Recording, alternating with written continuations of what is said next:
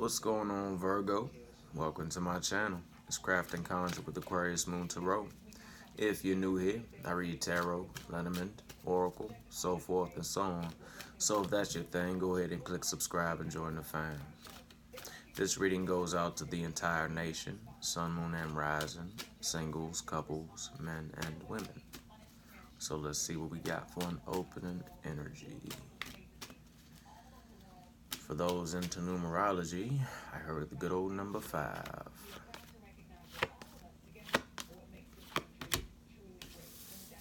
It's time to go within. I think it was Aquarius that had that. For those into numerology, the number 7. Wisdom comes from within. Now, what I'm sensing is that it's time for a few of you to upgrade your emotional wisdom, to take time to understand yourself on a better level, to take time to just engage in a bit of emotional maturing. I'm not saying that you're emotionally immature, but we forever evolve.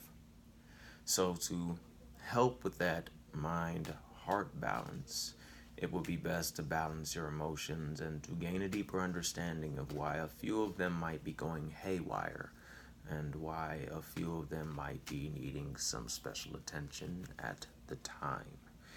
Within, you will find the divine self, whether that is your divine masculine or your divine feminine. I'm picking up that quite a few of you that go on this journey will finally engage in gaining an understanding and merging with which divine current they embody. Divine current you embodied, sorry about that.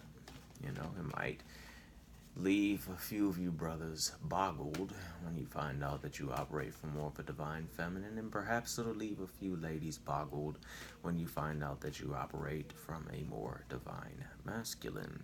But it doesn't mean that you're any less feminine or any less masculine. It just means that you tap into a different current. But if you would like to, you can always balance those currents. But, it's just kind of the way you're made. Not saying that's everybody, that might be for just a few. From that, you can expect the Diamond Dreamer to walk into your life. Think of tapping into the energy of money, tapping into the energy of prosperity, so forth and so on. With the Diamond Dreamer, for those into numerology, the number is 6. It's about material wealth and true prosperity. When you truly engage who you are and truly start to understand who you are as a spiritual being, not what you have read in books or what people may tell you, even though tarot readers and the oracle readers, numerology, so forth and so on, astrologers, etc., they are prophets and guides that are incarnated, and they are here to help, as are you with your abilities to the world. But also, when you start to really dig into self and find out the spiritual being that you are, and how you can use who you are as a being to help better your life and the world, even if the world is just your community, that's when you align with the material wealth and true prosperity, because you are operating in your true authenticity, and that's always a good thing. Oops, there we go. It will be a time for trust and strategy. Think of it this way.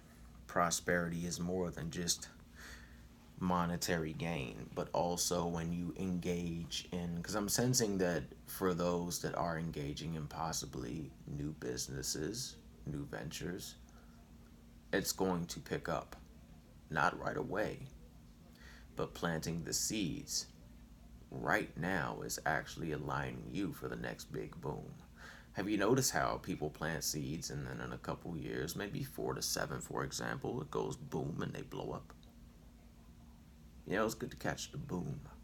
And 2020 is the new boom. So jump into that and enjoy it, but strategize. Trust in yourself and trust in your abilities and your knowledge.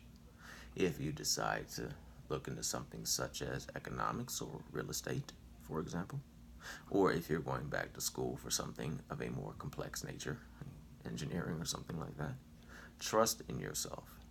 You have the skill, You have the understanding and you have the intelligence to get you to where you need. But also, for those that are going to go boom in a good way, gain an understanding of how to make sure your money and your financial abundance doesn't go haywire just in a mundane world. Sisters of the seasons, as we talked about, emotional growth. The Sisters of the Season is all about natural law, cycles of growth, and divine order. 17 for those into numerology. The emotions that are pulling at your shoulder that call to you to tend to them is the Sisters of the Seasons. And when you tend to them and grow with them, so forth and so on, and understand how the natural law and divine order can govern your emotional state at the specific time. Think of sad. Think of the depression people get during the wintertime. If you look past the simple chemical level, it has a spiritual meaning to it. We're connected to the earth, so forth and so on. So if these emotions are pulling at you, especially around this time of the year, engage in them and understand that by engaging in them and understanding how they flow with you, you not only will be able to grow and evolve as a spiritual human being, but also just on a mundane level, you'll grow. And you'll understand how the divine order has your back. I am picking up more of the divine feminine, the goddess, for those that work with deities or just flows with the goddess, just calls her the goddess or beloved or whoever, you're going to see that she has a bigger hand in your life than you might originally anticipate. So allow her to work with you, so forth and so on.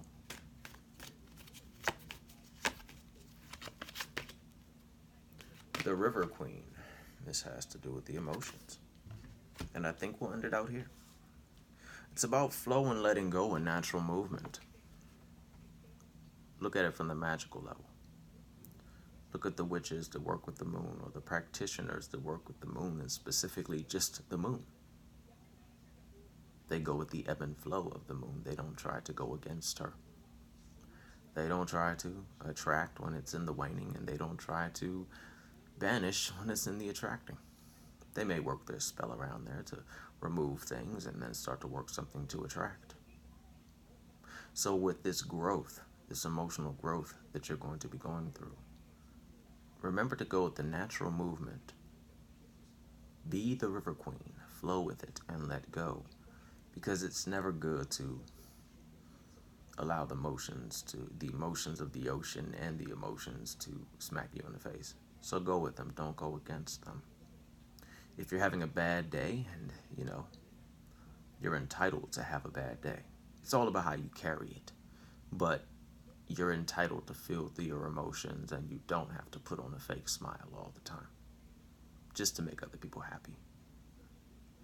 And by really engaging in that, by putting on a fake smile to make people happy, that in a way is suppressing it. The emotions are there to be dealt with for a reason, whether you want to go by past life or just things that happened in the past this life. Okay? So flowing, letting go. Let them flow through you. Don't fight them. Just let them flow through you. For those into numerology, the number 36. Take a bit of time to get out by the water too. All right? That's all I got for you. Hopefully this resonated with you in some way, shape, manner, or form. If so, please like, share, and subscribe. And let me know in the comments below. All right? Y'all take care. Peace.